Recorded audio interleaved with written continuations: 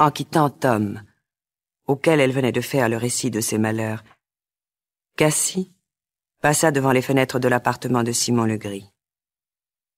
Cassie s'approcha et regarda. Il pouvait être 1h ou 2 du matin.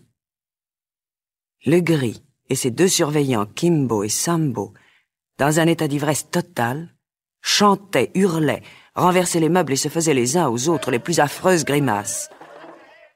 Legris, en effet, quand il était d'humeur sombre, faisait venir les 2 drôles dans son salon, les enivrait puis les faisait danser, chanter ou se battre, suivant le caprice du moment. Cassie se détourna de cette vision d'enfer et, passant par une porte de derrière, se dirigea vers la porte d'Emmeline.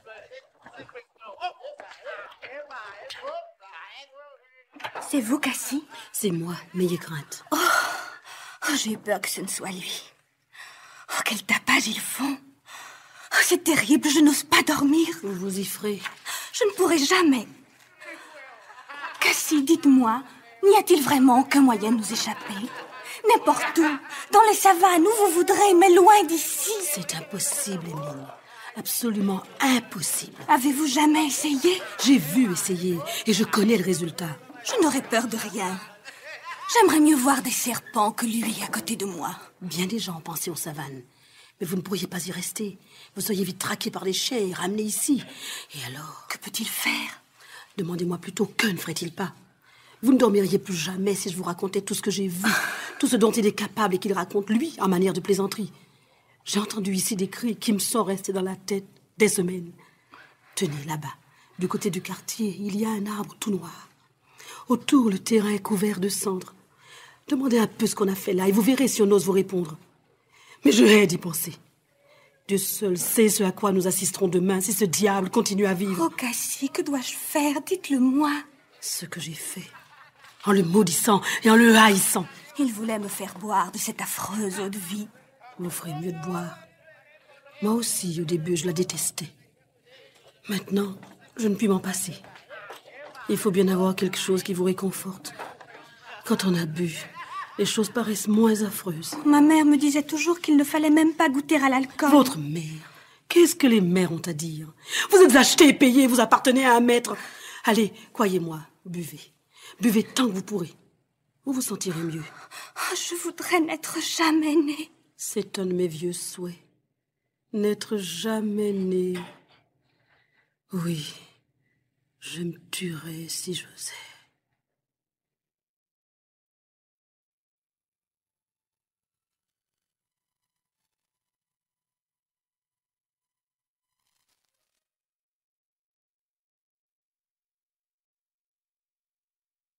Ah, Cassie, j'ai eu une affreuse nuit, d'atroces cauchemars. Après la vie que vous avez menée jusqu'au petit matin, ça n'a rien d'étonnant.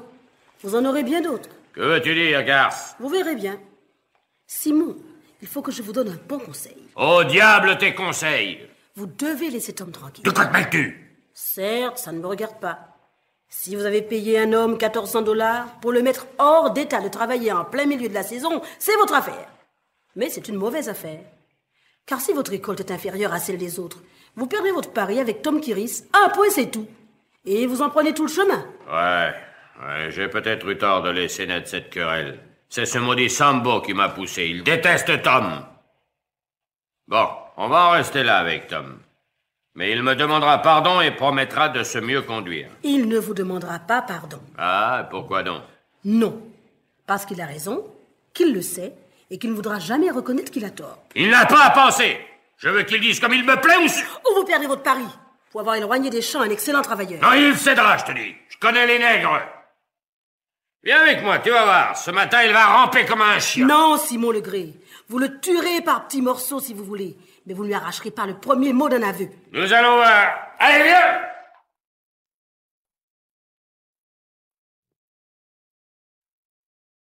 Allez, lève-toi, animal. Ah, tu n'es pas vif ce matin, Tom. Ne t'avais-je pas dit que je t'apprendrais une ou deux choses? La leçon te convient-elle, Tom? Es-tu aussi crâne qu'hier soir, hein? Non, il ne semble pas. Ah, enfin, te voilà debout. Bon, À genoux maintenant. Allez! Et demande-moi pardon. Et tu entends par terre, chien à genoux? Monsieur Legré, je ne puis faire cela. J'ai fait ce que j'ai cru juste. J'agirai toujours ainsi à l'avenir, je ne ferai jamais rien de mal. Advienne que pourra. Advienne que pourra. Mais tu ne sais pas ce qui adviendra, Tom. Tu crois que c'est grand-chose, peut-être, ce qu'on t'a fait hier soir. Ce n'est rien, Tom, rien du tout. Dis-moi, aimerais-tu être attaché à un arbre et voir allumer un petit feu autour de toi, par exemple? Oh, je sais que vous pouvez faire des choses terribles, maître, mais quand vous aurez tué le corps, vous ne pourrez plus rien. Et après, il y aura l'éternité. Qu'est-ce que tu dis? Monsieur Legré, vous m'avez acheté. Je vous appartiens, je serai un fidèle esclave, je vous donnerai tout le travail de mes mains, tout mon temps, toute ma force. Car tout cela vous appartient. Mais je ne veux pas donner mon âme, je la garde pour Dieu. Ses commandements à lui, je les mets avant tout, avant la vie, avant la mort. Soyez-en sûr, monsieur Legré, je n'ai pas la moindre peur de la mort. Faites-moi mourir. Vous ne ferez que m'envoyer un peu plus tôt là où je dois aller. Tu céderas avant. Non. Damnation, je vais t'assommer! Alors Simon, vous allez encore faire des bêtises. Laissez-le. Laissez-moi faire. Je vais le remettre en état de retourner au champ. Ça vaudra bien mieux. Je vous l'ai dit, vous n'obtiendrez jamais rien de lui. Soit, à ta guise. Écoute, toi, je te laisse en paix pour l'instant parce que la besogne presse et que j'ai besoin de tout mon monde. Mais je n'oublie jamais. J'inscris cela à ton compte et je ne tarderai pas à me payer sur ta vieille peau noire. Souviens-t'en. Allez, Tom. Il aura lui aussi un compte à régler un de ces jours.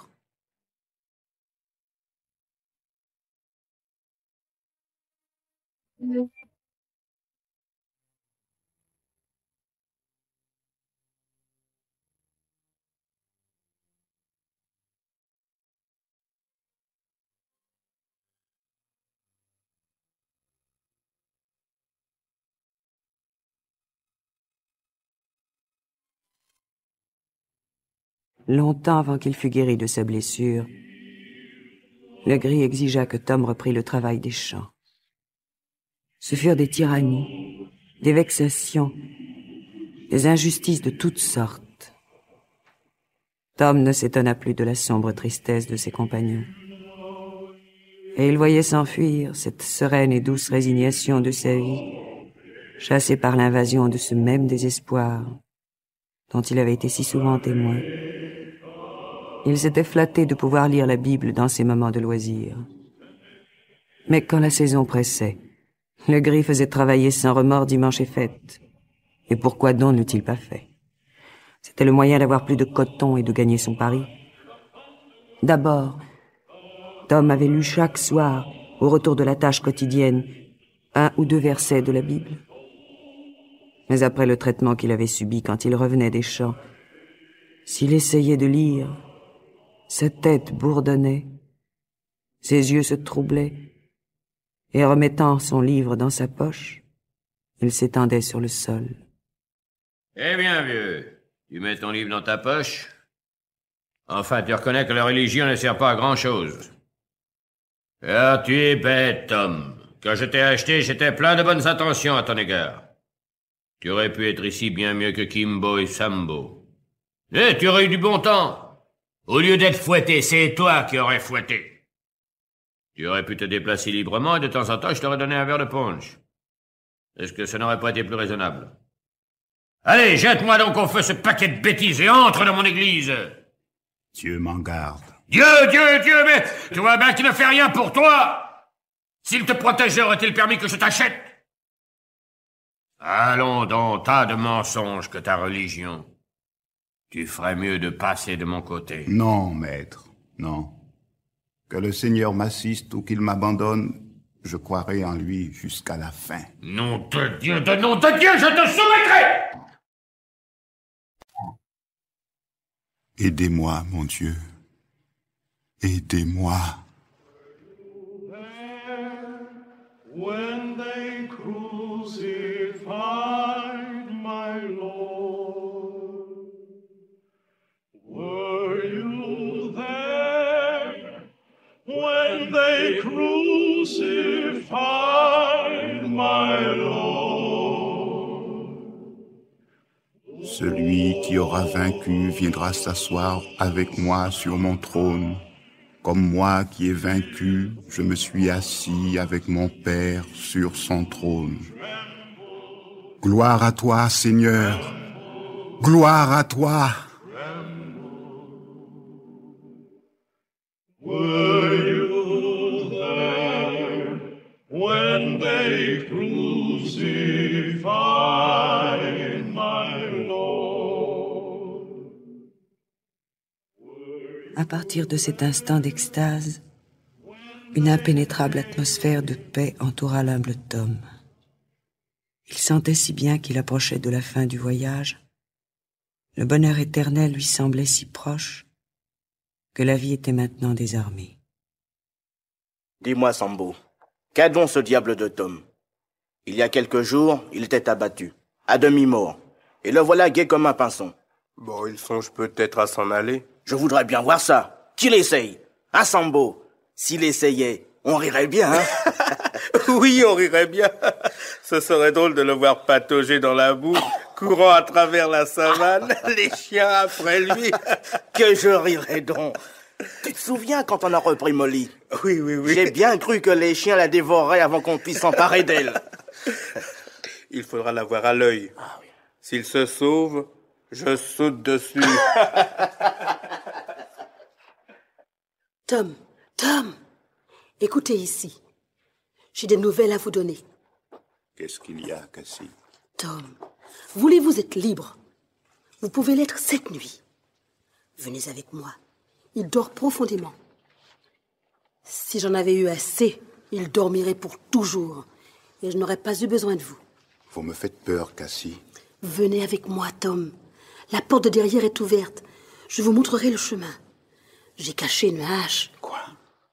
Vous entrerez facilement dans sa chambre. J'ai laissé la porte ouverte. Oh, Tom, je l'aurais fait moi-même. Mais je n'ai plus de force. Mais que me demandez-vous, Cassie? De tuer un homme? Moi? Songez à tous ces pauvres malheureux que nous allons mettre en liberté. Nous nous cacherons dans les savanes. Et nous trouverons bien le moyen de nous enfuir quelque part, où personne ne nous trouvera. N'importe où, n'importe quoi, plutôt que continuer cette vie. Non, Cassie, non. Le bien ne peut sortir du mal. J'aimerais mieux me couper la main que faire ce que vous me demandez. Je ferai donc tout moi-même. Non, Cassie. Cassie. Au nom du Sauveur qui est mort pour nous, ne vendez pas votre âme aux démons. Le Seigneur ne nous appelle pas à la vengeance. Il faut souffrir et attendre l'heure de Dieu. Attendre. J'ai tant attendu. Que ne m'a-t-il pas fait souffrir? Je n'en peux plus. On m'appelle à la vengeance. Son tour est venu. Non. Il ne faut pas. Il ne faut pas. Le Seigneur n'a jamais versé d'autre sang que le sien, et c'est pour nous qu'il l'a versé, Cassie. Il faut suivre les traces du Seigneur. Il faut aimer nos ennemis. Aimer de tels ennemis. Comment le pourrais-je, quand ma chair et mon sang crient vengeance? Ne vous ai-je pas dit, Père Tom, que les mauvais esprits me suivaient? Oh, Père Tom, ce que vous dites est peut-être juste. Mais je ne peux que le haïr et le maudire. Si vous pouviez vous enfuir avec Emmeline, je vous conseillerais plutôt cela. Si vous pouviez sans verser de sang. Tenteriez-vous la chance avec nous, Père Tom? Non. Il fut un temps où je l'aurais fait, mais plus maintenant. Dieu m'a confié une tâche à remplir auprès de ces malheureux. Je resterai avec eux. Mais vous, Cassie, vous êtes trop tenté. Peut-être ne pourriez-vous pas résister. Il vaut mieux que vous vous en alliez si vous le pouvez. Dans les savanes, les chiens nous trouveront. Non. Ce n'est pas ainsi qu'il faut faire. Il faut ruser avec lui. Trouver un stratagème. Mais quoi? Essayez, Cassie. Et je prierai pour vous de toutes mes forces. Were you there when they laid him in the tomb? Were you there? Were you? Cassie avait souvent médité toutes les possibilités d'évasion, formé 1000 plans qu'elle rejetait bientôt comme impraticables. Et tout d'un coup, il se présenta à elle une idée si simple, si réalisable, qu'elle se sentit à nouveau remplie d'espérance. Eh bien, Cassie, qu'est-ce que tu fais donc? Tu déménages? J'ai vu que tu avais fait transporter les meubles de ta chambre dans une autre pièce. Oui, je prends une autre chambre. Sans m'en demander l'autorisation. Et pourquoi non, je te prie? C'est ainsi. Ah, qu'au diable, dis tes raisons. J'ai que je voudrais bien dormir un peu de temps en temps. Voilà qui est nouveau et qui t'empêche de dormir. Ce n'est pas la peine que je vous le dise. Vous ne voudrez pas m'entendre. Oh, parle, Cassie. Je vous dis que vous allez rire de moi. Je sais bien que ce sont des choses qui ne vous font aucun effet. Mais parleras-tu, enfin? Rien, ce sont des riens. Mais qui m'empêchent de dormir? Vous voulez savoir quoi? Eh bien, des coups, des sanglots, des gens qui roulent sur le plancher du grenier la moitié de la nuit. Quoi? Et cela juste au-dessus de ma tête. Oh, si je déménage. Je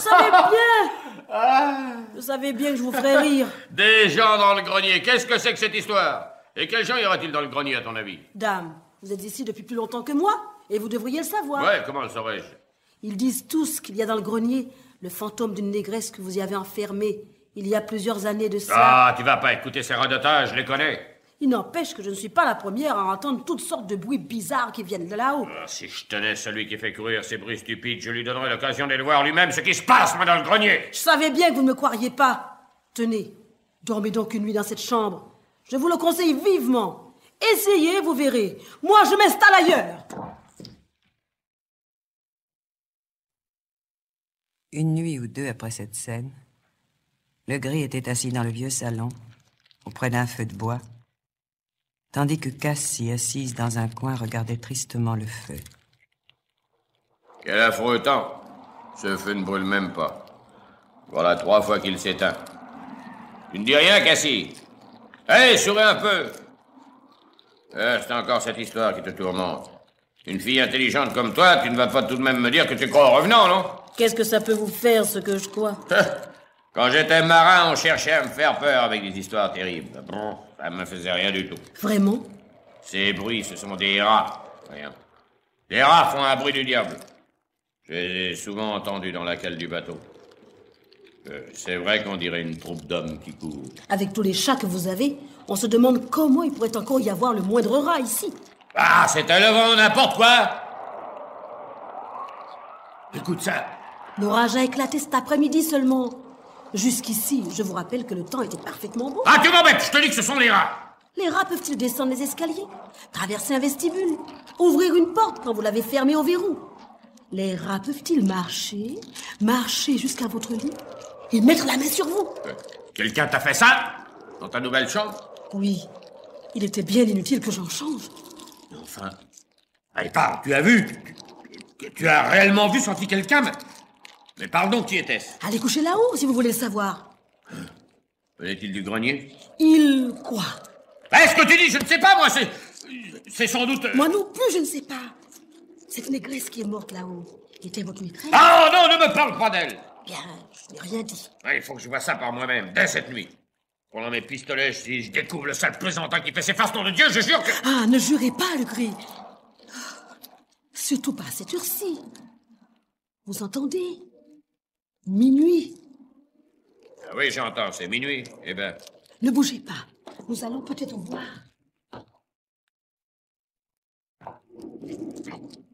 Mais pourquoi ouvrez-vous cette porte? Eh ben, qu'entends-tu? Taisez-vous. Ferme cette porte! Le vent s'engouffre dans la pièce. On gèle.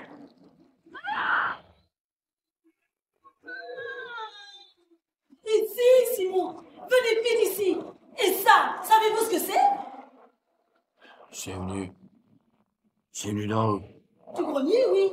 Eh bien, vos pistolets, où sont-ils? C'est le moment d'aller voir ce qui se passe là-haut, Simon. Allons-y. Non, téléphone, reste ici. Non, je ne peux pas y aller. Allez, pousse cette porte et entre. Allons, vous savez bien qu'il n'y a pas de revenant. Mais non. Me laissez vous manger peur. Allons, venez. Mais non, reviens. Descends, je ne veux pas que tu y ailles. Mais viens ici. Oh, Cassie, descends. Descends, allez. Eh bien, Simon Legré, j'espère que vous êtes rassuré. Ah, que le diable t'emporte. Et quoi?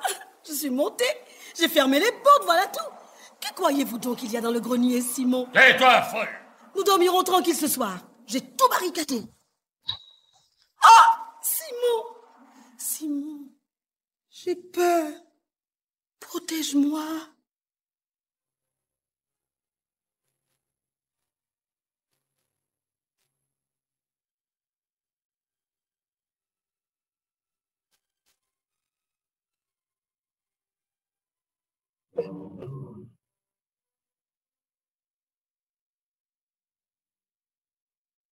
Ceci donne une idée des tours que Cassie jouait à Legris.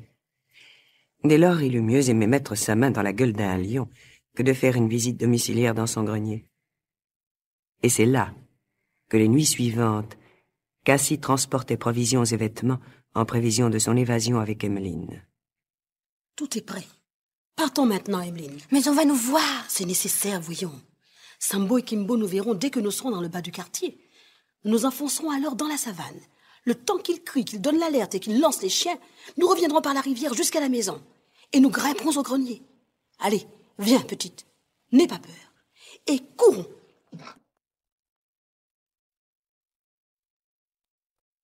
Kimbo, Sambo. Voilà. Vous ne voyez non pas, c'est le lac qui s'enfuit. Sale négresse, vous êtes fourrés dans le piège. Garce, soyez sûr de votre affaire. Allez-vous, réunissez tout le monde. Il y a 2 marrons dans la savane. $5 à tout mec qui les prendra. Lâchez les chiens. Lâchez les chiens, vite. Maître, faut-il tirer dessus si on ne peut pas les prendre? Ouais, tirez sur Cassie si vous voulez. Il est temps qu'elle me débarrasse de plancher. Vous partez ici, hein.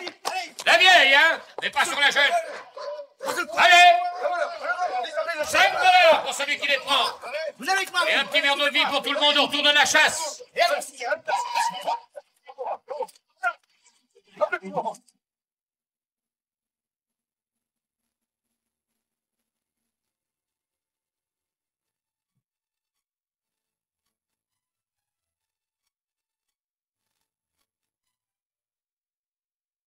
Sauvée, Emmeline. Jusqu'ici, tout s'est bien passé. Comment trouves-tu notre logement? Vous croyez qu'ils ne fouilleront pas le grenier? Je ne crois pas.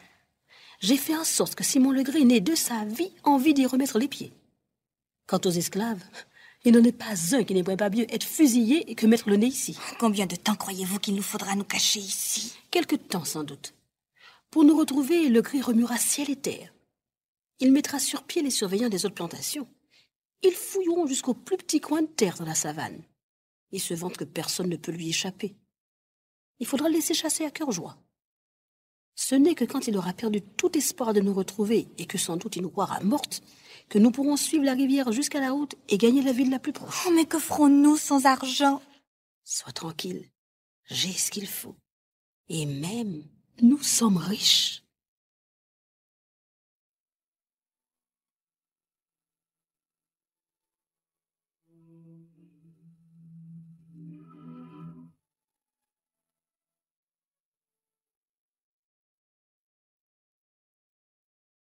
Kimbo, amène-moi le vieux Tom.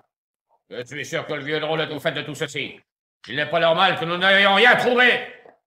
2 jours de fichu, je fais sortir le secret de sa vie pour noir, ou j'en aurais raison. Ah, on va payer maintenant. Aider les nègres maîtres à s'en aller. Nous allons voir. Seigneur, je remets mon âme entre tes mains. Eh bien, Tom, sais-tu que j'ai décidé de te tuer? C'est très possible, maître. Mon corps est entre vos mains. J'ai décidé de te tuer, entends-tu? Si tu ne me dis pas ce que tu sais. Ces femmes. Entends-tu, hein, te tuer? Allez, parle. Je n'ai rien à vous dire, maître. Tu oses me parler ainsi, vieux chrétien noir, sais-tu quelque chose? Je sais, mais je ne parlerai pas. Écoute, tu crois que parce que je t'ai fait grâce une fois déjà, je vais recommencer, hein? Cette fois, tu te trompes. Mon parti est pris. Tant pis pour ce que ça me coûte. Tu n'as jamais cessé de me résister. Tom, eh bien, je vais te dompter ou te tuer. Je prendrai une à une les gouttes de ton sang dans tes veines et je les compterai jusqu'à ce que tu cèdes. Maître, si vous étiez dans la peine, malade, mourant, et que je puisse vous sauver, je donnerai pour vous tout mon sang. Oui, tout ce qu'il y a de sang dans ce pauvre vieux corps, je le donnerai pour vous. Ne vous chargez pas de ce grand péché. Vous vous ferez plus de mal qu'à moi. Quoi que vous puissiez faire, mes souffrances seront bientôt passées, mais si vous ne vous repentez pas, les vôtres n'auront jamais de fin. Tais-toi, sale nègre! Je te tuerai de mes poings, de mes pieds, je te tuerai!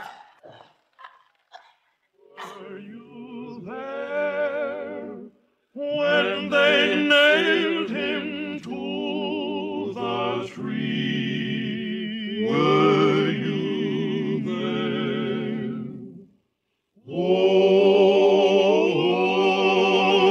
sometimes it causes me to tremble, tremble, tremble. Ce qu'un de nos semblables, un de nos frères peut souffrir, cela même ne peut pas se dire tout bas. Et cependant, Amérique, oh mon pays, ces choses on les fait tous les jours à l'ombre de tes lois. Oh Christ, ton Église les voit et elle se tait.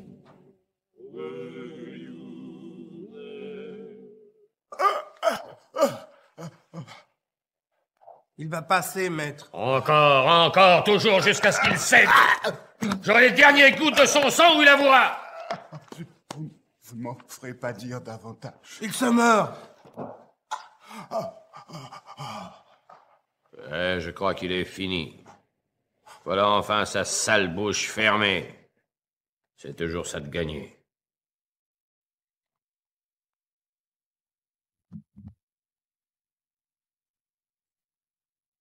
Deux jours plus tard, un jeune homme conduisant une voiture se présenta devant la propriété et demanda où était le maître du logis.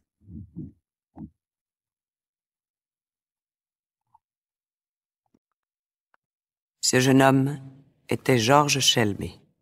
Que voulez-vous? Vous avez acheté à la Nouvelle-Orléans un esclave du nom de Tom, monsieur. Il partait de chez mon père. Et je viens voir s'il me serait possible de le racheter. J'ai en effet acheté un individu de ce nom. C'est un marché du diable que j'ai fait ce jour-là. Un chien impudent, un mauvais drôle, toujours en révolte, qui poussait mes nègres à fuir. Il a fait partir 2 filles qui valaient $1000 pièce. Vous m'étonnez beaucoup, monsieur. Cela ne ressemble pas au Tom que j'ai connu. Il en a lui-même convenu. Et quand je lui ai ordonné de me dire où elles étaient, il m'a répondu qu'il le savait bien, mais qu'il voulait pas le dire. Il a refusé de parler. Quoique je l'ai fait fouetter d'importance. Je crois qu'il est en train de crever quelque part dans ce magasin. Où dites-vous? Dans ce magasin? Je veux le voir. Si le spectacle d'un vieux nègre en train de crever vous fait plaisir, allez-y, jeune homme. Berton, mon vieil ami, est-ce possible? Dans quel état vous ont-ils mis? C'est Georges. C'est votre Georges. Georges, oh mon Dieu. Vous faites mon lit de mort bien doux. Mon petit Georges.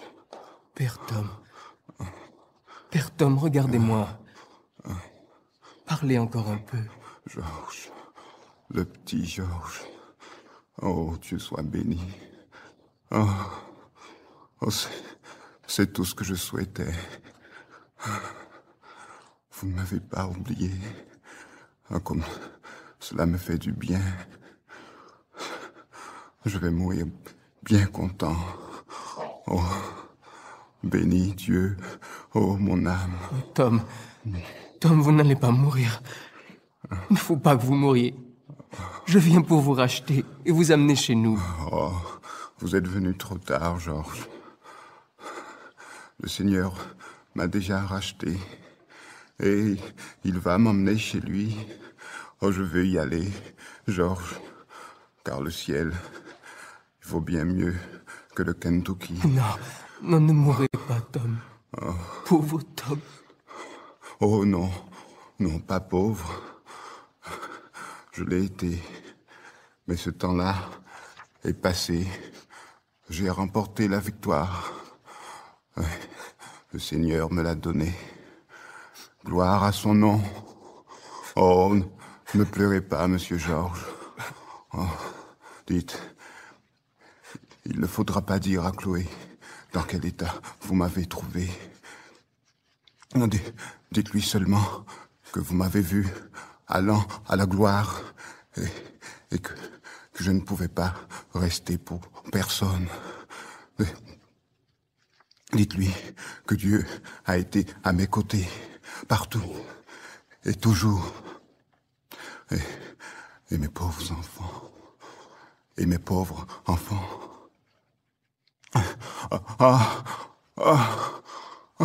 Oh, mon vieux cœur a été bien souvent brisé en songeant à eux. Dites-leur à tous de me suivre. Aimez. Il n'y a que cela au monde. Oh, Monsieur Georges, il faut tout aimer, toutes les créatures. Oncle Tom. Oncle Tom. Eh bien, vous êtes content? Vous l'avez vu? Monsieur, vous avez tiré de lui tout ce que vous avez pu en tirer. Combien pour le corps? Hein? Je veux l'emporter et lui donner une honnête sépulture. Ah, il est mort. Enfin. Je ne vends pas les nègres morts. Libre à vous de l'enterrer où vous voudrez et quand vous voudrez.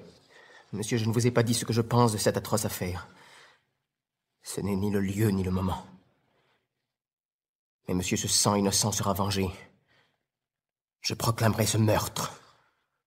Je vous dénoncerai. Oh, doucement, jeune homme. Je voudrais bien savoir comment vous y prendrez. Avez-vous des témoins, des preuves? Allez, emportez-le où vous voudrez, et ne faites pas d'histoire. Après tout, voilà bien du tapage pour un nègre mort. Ce nègre est maintenant aux côtés de Dieu, monsieur. Et c'est ce Dieu que je prends à témoin d'une promesse solennelle. Qu'il soit témoin qu'à partir de cette heure, je m'engage à faire tout ce que je puis pour affranchir mon pays de cette malédiction de l'esclavage.